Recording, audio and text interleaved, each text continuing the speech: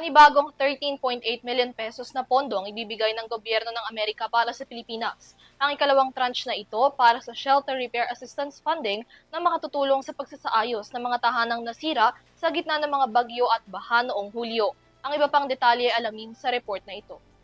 Isa sa mga naging hamon para sa maraming Pilipino pagkatapos ng kalamidad, gaya ng bagyo at mga pagbaha, ay ang panunumbalik sa normal na pamumuhay at kabahayang posibleng napinsala ng sakuna.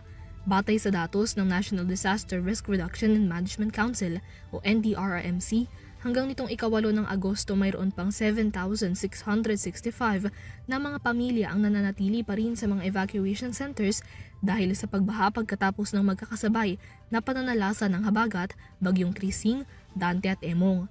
Sa kabuuan, umakyat na sa 88,492 ang bilang ng mga napinsalang bahay na nagkakahalaga na ng 6,256,375 pesos. Kaugnay nito, magbibigay ang pamahalaan ng Estados Unidos ng $250,000 o 13.8 million pesos na pondo na ilalaan para sa shelter at housing assistance sa mga Pilipinong napinsala o nawalan ng tirahan.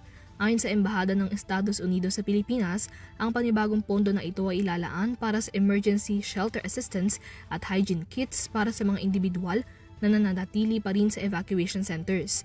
Sa pamamagitan ng pondong ito, mamahagi ang International Organization for Migration at ang Department of Social Welfare and Development ng shelter-grade tarpaulins, shelter repair kits at household supplies sa mga pamilyang nasira ang mga kabahayan.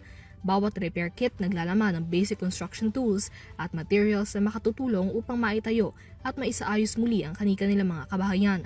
Bukod dito, makatatanggap din ng bawat pamilya ng hygiene kits upang masiguro ang kalusugan at kalinisan habang nananatili pa sila sa mga evacuation centers.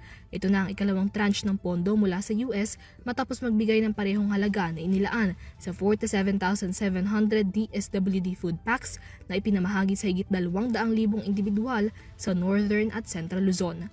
Para sa EuroTV News, Mia Layagin sumasaludo sa bawat Pilipino.